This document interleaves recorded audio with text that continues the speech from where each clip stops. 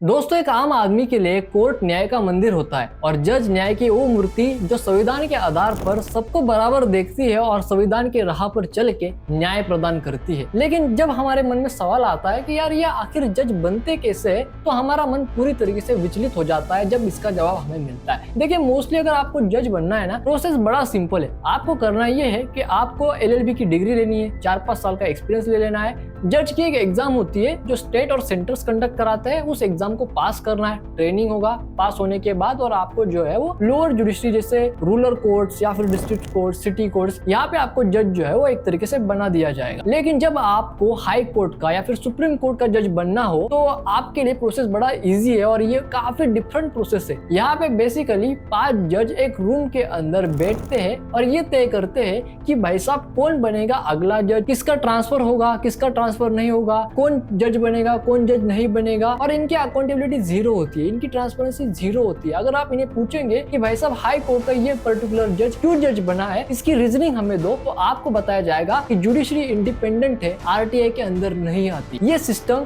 जिसे collegium system बोला जाता है, आज देश के लिए एक पूरी तरीके से खतरा बन चुका है। लेकिन दोस्तों, हमारे मन में ये सवाल आता है कि ये सिस्टम क्या आजादी के समय से पहले से ही है या बाद में ये इवॉल्व हुआ? तो इसका जवाब आता है कि ये सिस्टम बाद में इवॉल्व हुआ। दरअसल ये सिस्टम 1981 के बाद एक्चुअल में फॉर्म करने की कोशिश की गई एक बगावत के जरिए, जिसे आज हम इस वीडियो में पूरी तरीके से डिकोड करेंगे कि कैसे ये सिस्टम देश के लिए खतरा बन चुका है और कैसे ये सिस्टम देश के लिए एक बड़ी प्रॉब्लम बन सकता है आने वाले फ्यूचर में और इसे चेंज करना कितना जरूरी है। तो चलिए सबसे पहले हम ये समझते हैं कि आखिर ये कोलिजियम सिस्टम बना कैसे। देखिए, इसकी शुरुआत कैसे होती है। संविधान के आर्टिकल 124 के हिसाब से राष्ट्रपति इन जजेस की नियुक्ति करते हैं with consultation of chief justice of India, यानी जो भी चीफ जस्टिस ऑफ इंडिया होंगे उस समय के राष्ट्रपति महोदय जजेस की नियुक्ति उनसे सलाह मशवरा करने के बाद खुद अपने हाथों से अपॉइंटमेंट जो है उनकी करेंगे। 1981 तक ऐसा ही चलता था। 1981 में आया पहला कोर्ट केस, जहां पहली बार जजेस की अपॉइंटमेंट के ऊपर सवाल उठाए गए। 1993 में सेकेंड कोर्ट केस आया। इस केस के अंदर 1981 से लेकर 1993 तक कोर्ट ही सब कुछ फैसले जो है वो अपने आप में ले रहा था जजेस के अपॉइंटमेंट के। लेकिन जो एक्चुअल सिस्टम था वो 1993 के बाद तैयार हुआ एक और केस के बाद, advocate on record association versus union of India. इस केस के अंदर सुप्रीम कोर्ट ने ये बोला, कंसल्टेशन का मतलब होता है कॉन्करेंस, यानी सुप्रीम कोर्ट ऑफ इंडिया ये कहना चाहता है कि चीफ जस्टिस ऑफ इंडिया जो भी बोलेंगे वो फाइनल होगा, उनके ऊपर किसी और का डिसीजन मानने नहीं होगा। ऐसा एक्चुअल में इस केस में सुप्रीम कोर्ट का वर्डिक्ट था और यही से जन्म हुआ कोलिजियम सिस्टम का। यही से जन्म हुआ इस सिस्टम का, जिस सिस्टम में 5 जज, जिसमें चीफ जस्टिस ऑफ इंडिया और 4 सुप्रीम कोर्ट के मोस्ट सीनियर जज मिलके ये डिसाइड करते हैं कि कौन नया जज बनेगा हाई कोर्ट का, कौन जज बनेगा सुप्रीम कोर्ट का, किसका ट्रांसफर होगा और किसका ट्रांसफर नहीं होगा, और किसको जज बनाना है और किसको जज नहीं बनाना। लेकिन इसकी शुरुआत आखिर क्यों की गई? इसके पीछे सबसे बड़ा रीजन ये दिया जाता है कि जुडिशरी का मानना है कि पॉलिटिकल इंटरफेरेंस जुडिशरी में ना हो, इसके लिए ये कोलिजन सिस्टम बनाया गया। लेकिन दोस्तों, आज ये कोलिजन सिस्टम पूरी तरीके से खतरा बन चुका है देश की डेमोक्रेसी के लिए, देश की प्रभाव तंत्र के लिए, राष्ट्र तंत्र के लिए। कैसे? अभी आपको बताता हूँ। 1998 में इसी प्रोविजन में एक थर्ड केस आया। इस केस के अंदर इस पूरे सिस्टम को इंस्टीट्यूशनलाइज किया गया। स्क्रीन पे शब्द देख लेना। अब आपके मन में ये सवाल आया होगा कि क्या ये कोलिजियम सिस्टम रिटन लॉ में है? तो आपके लिए जवाब है नहीं, ये कोई लॉ नहीं है, ना ही ये कहाँ पे लिखा गया है। इसी प्रोसेस को फॉलो करना है जजेस को सिलेक्ट करने के लिए। ये दरअसल कॉन्स्टिट्यूशन के ऊपर जजेस का इन्वेजन है। अब देखिए, इसका काम जो है वो बड़े ही अच्छे उद्देश्यों से किया गया था। उनका ये उद्देश्य था कि पॉलिटिकल इंटरफेरेंस जुडिशरी के ऊपर ना आए। लेकिन आज की डेट में ये इलाइट क्लब बन चुका है जो सिर्फ जजेस के बच्चों को ही जज बनाने का काम करता है। आप मुझे बोलोगे कि भाई मैं ये क्या बकवास कर रहा हूँ, मैं आपको आगे समझाता हूँ। अब आपको ये समझना पड़ेगा कि इस कोलिजियम सिस्टम में क्या प्रॉब्लम है। दरअसल इसमें 3 मेजर प्रॉब्लम है। कि सबसे पहला प्रॉब्लम ये है कि यहाँ पे अकाउंटेबिलिटी नहीं है, जवाबदेही नहीं है, ना पब्लिक को ना सरकार को। बंद कमरे के अंदर क्या हो रहा है किसी को कुछ पता नहीं चलता कि ये लोग क्या डिसीजन ले रहे हैं, और उस डिसीजन की अकाउंटेबिलिटी भी नहीं होती। यानी किसी व्यक्ति को जज बनाया और उसने आगे जाके कुछ कांड कर दिया, तो उसको जज किसने बनाया, उसका जवाबदेही कौन लेगा? कोई नहीं, जीरो। अगर आप RTI डालोगे और ये पूछोगे कि आपने इस फलाने बंदे को हाई कोर्ट का जज क्यों बनाया है, इसकी रीजनिंग दीजिए, या फिर आपने इस बंदे को जज क्यों नहीं बनाया, इसकी रीजनिंग दीजिए, तो आपको ये जवाब दिया जाएगा कि भाई साहब हम इंडिपेंडेंट है, हम तुम्हारे RTI में नहीं आते। अरे कैसे नहीं आते यार? RTI क्या है? एक पब्लिक के लिए एक ऐसी इंस्टीट्यूशन है जो पब्लिक को सारा कच्चा चिट्टा देती है सरकार का, जुडिशरी का, पूरे सिस्टम का, कि भाई क्या हो रहा है सिस्टम के अंदर, पब्लिक को पता चलना चाहिए। उसके लिए आरटीआई बनाया है और आप कहते हो कि हम आरटीआई में नहीं आते। कैसे नहीं आते? देश तुम्हारे बाप का है, देश पब्लिक के बाप का है। ये देश इस देश के लोगों का है और इस देश के लोगों ने इस जुडिशरी को, इस सिस्टम को पे रोल पे रखा है अपने टैक्स के पैसे से, लेकिन ये लोग ये नहीं समझते। सेकंड कारण है नेपोटिज्म। अब आप मुझे बोलोगे कि भाई साहब नेपोटिज्म का मतलब क्या है, जुडिशरी में किस बात का नेपोटिज्म? देखो, आपने फिल्म इंडस्ट्री के अंदर नेपोटिज्म देखा होगा, आपने पॉलिटिक्स के अंदर नेपोटिज्म देखा होगा, आपने कॉर्पोरेट हाउसेस के अंदर नेपोटिज्म देखा होगा, क्या आपने जुडिशरी के अंदर नेपोटिज्म देखा है? तो सवाल आएगा नहीं, ज्यादातर लोगों को नहीं पता है, राइट। मैं आपको दिखाता हूँ कि कैसे जुडिशरी के अंदर नेपोटिज्म है। एक रिपोर्ट के अनुसार सुप्रीम कोर्ट के 33% जजेस और हाई कोर्ट के 50% जजेस ऐसे बैकग्राउंड से आते हैं जिनका ऑलरेडी फैमिली में कोई व्यक्ति कभी ना कभी जज बन के रह चुका है और उसी ने अपने बच्चों को आगे जज बनवाया है सिस्टम के जरिए। कैसे जज बनवाया? इसे बोला जाता है अंकल जज सिंड्रोम। देखिए, दिल्ली हाईकोर्ट के एक जज थे, रिटायर्ड जज है, उन्होंने एक बड़ी अच्छी बात कही। उन्होंने कहा ये कॉलेजियम सिस्टम एक इलाइट क्लब बन चुका है, एक ऐसा पावर हाउस जहाँ पे सिर्फ जजेस के बच्चों को ही जज बनाया जाता है। मैं आपको एग्जांपल से समझाता हूँ, बेसिक एग्जांपल लेवल से समझाता हूँ, 10 साल का बच्चा भी समझ सकता है। देखिए, मान लेते हैं मेरे पिताजी जो है वो हाई कोर्ट में जज है, मेरा एक दोस्त है उसके पिताजी भी हाई कोर्ट में जज है। तो अब मैं क्या करूंगा, मुझे बनना है जज, उसको भी जज बनना है। तो मेरे पिताजी उनके दोस्त जो हाई कोर्ट में जज है उनसे कहेंगे कि भाई तू मेरे बेटे को रिकमेंड कर और मैं तेरे बेटे को रिकमेंड करता हूँ, उसके बाद हम लोग जो है वो जज बन जाएंगे। सिंपल, ऐसा ही होता है। देखिए, अगर आपको हाई कोर्ट का जज बनना है तो मेरिट के बेसिस पे बनना है, आपका कोई फैमिली बैकग्राउंड नहीं है जुडिशरी का, तो भाई साहब मेरा यकीन कीजिए आपके जज बनने के चांसेस हाई कोर्ट में 50% ही है। 50% चांस है कि आपकी जगह पे कोई नेपोगिट जज बन चुका होगा। और यही सुप्रीम कोर्ट का है, तो अगेन सुप्रीम कोर्ट में चांसेस है आपके 70% जज बनने, 70 नहीं 67% चांसेस है कि आप जज बन सकते हो अगर आपका जुडिशियल बैकग्राउंड नहीं है। लेकिन चांसेस कम है, एक्सपीरियंस मैटर करता है। और 33% उन लोगों के लिए सहूलियत है जो ऑलरेडी पिछले टाइम में जज थे और अपने बच्चों को जज बनाना चाहते हैं, क्योंकि ये क्लब ऐसे ही काम करता है।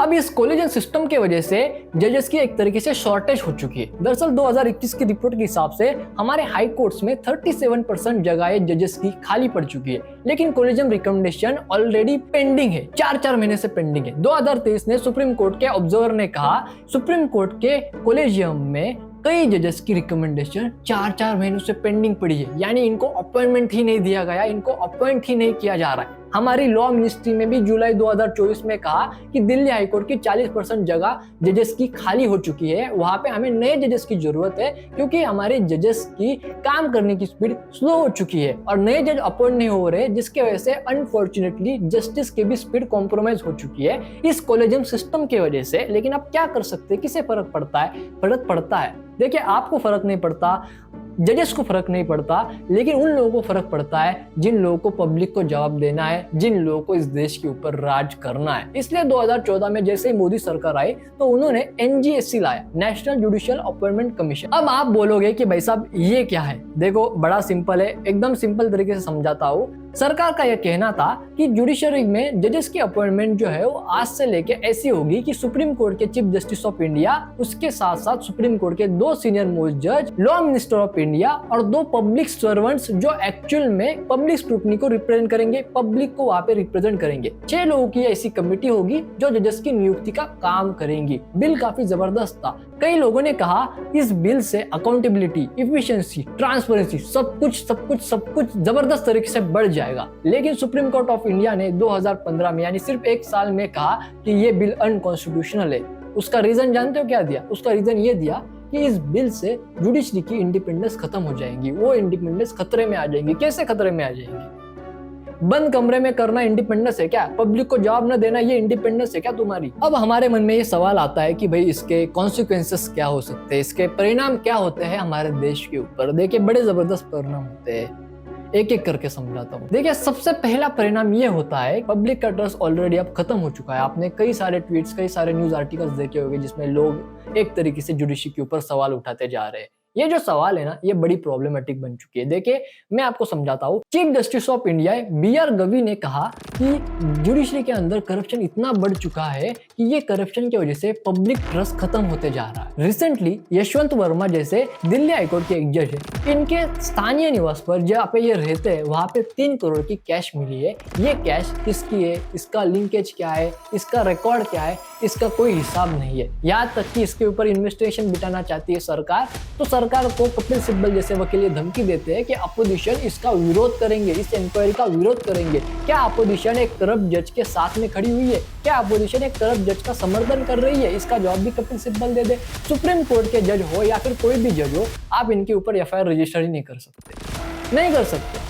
बस यूं ही नहीं कर सकते। वो चाहे कुछ भी धमाल मस्ती करते जाए, कुछ नहीं होगा भाई। देखिए, अब इसका सेकंड इंपैक्ट क्या है, ये बड़ा इंटरेस्टिंग है। इसका सेकंड इंपैक्ट है अंडर रिप्रेजेंटेशन। अभी आप मुझे पूछोगे कि भाई साहब ये अंडर रिप्रेजेंटेशन क्या है? देखिए, मैं आपको समझाता हूँ। ये सुप्रीम कोर्ट ऑफ इंडिया पूरी दुनिया को या फिर ये हाई कोर्ट के बैठे हुए जज सबको ये सलाह देते हैं वुमेन एम्पावरमेंट के बारे में। वुमेन्स की हर बार साइड वगैरह लेते रहते हैं, जो कि अच्छी बात है, लेनी भी चाहिए, लेकिन इनके खुद के गिरबान में कभी झांक के नहीं देखते। आज हमारे देश के अंदर 10 से 12% ही महिलाएं हैं जो इन कोर्ट्स के अंदर जजेस है। कॉर्पोरेट में भी 25% वुमेन वर्कर्स है, उससे भी कम हमारी जुडिशरी में है 10 से 12%। SC, ST, OBC minority representation की बात करें तो ये नियर जीरो है। I repeat, SC, ST, OBC और माइनॉरिटी रिप्रेजेंटेशन की बात करें तो ये नियर जीरो है।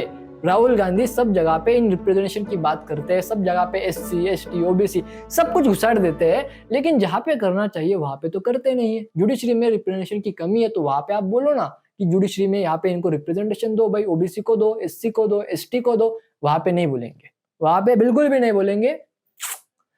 एक जन ने बोला था, मैं बताता हूँ क्या हुआ था। बॉम्बे हाईकोर्ट के यानी मुंबई हाईकोर्ट के एक जज है जस्टिस चौहान, बड़े जबरदस्त जज थे। इन्होंने ना एक प्रपोजल दिया, ऑल इंडिया लेवल पे जुडिशियल सर्विसेज का अपॉइंटमेंट होना चाहिए, जिससे क्या होगा, सेंट्रल अपॉइंटमेंट्स होगी और डाइवर्सिटी इंक्रीज हो जाएगी। इनके इस प्रपोजल को ठंडे बस्ते में फेंक दिया गया। आपके पैरों नीचे से जमीन हिल जाएगी अगर आप तीसरा कॉन्सिक्वेंसेस समझ लोगे। तीसरा कॉन्सिक्वेंसेस है इनएफिशिएंसी और डिफिशिएशन। कैसा, समझाता हूँ। हमारे देश के इन कोर्ट्स के अंदर 4 करोड़ से भी ज्यादा केसेस पेंडिंग पड़ी हुई है। 4 करोड़ से भी ज्यादा केसेस पेंडिंग है, और जिस स्पीड से ये लोग इन केसेस को सॉल्व कर रहे हैं ना, 100 साल भी कम पड़ जाएंगे इन केसेस को सॉल्व करने के लिए।